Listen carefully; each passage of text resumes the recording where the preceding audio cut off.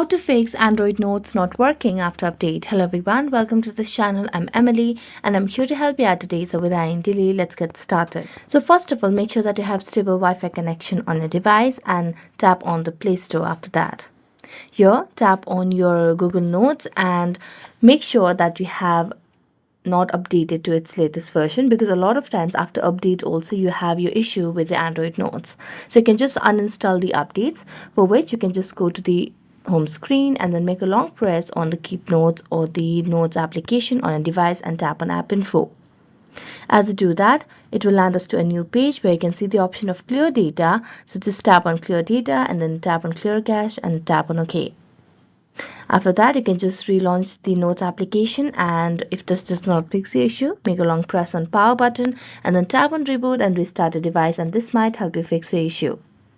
So thank you so much for watching this video and see you next time.